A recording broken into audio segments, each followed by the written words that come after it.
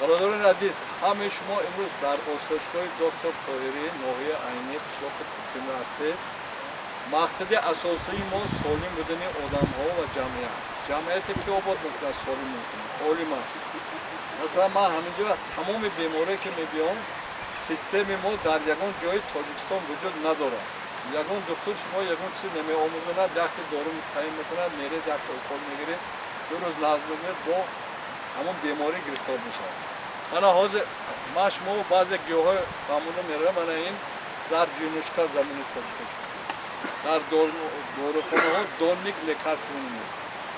این بهترین دارو برای که آدم عصبش خراب بوده که مثلا جوغر دارد، معده دارد، دستاش میلرزد، مریض پارکینسونیزم طرز استفاده برش اینه جمع بکنید. مثلا دویم تر نمیستد، خوش کرده میمونید، یک قاشق کلانش میگیرید، 200 گرم آب شوی بارین دم میکنید، همون نمیشه. چیزی عادی. من اگر دوامش روی من همین بالای سر شما و بید، شما تاگه بید بیشتر بگیرید. بید همین اسپرین آریشی بید قریب تیار میکنه. اگر شما همین بارگ بید چوی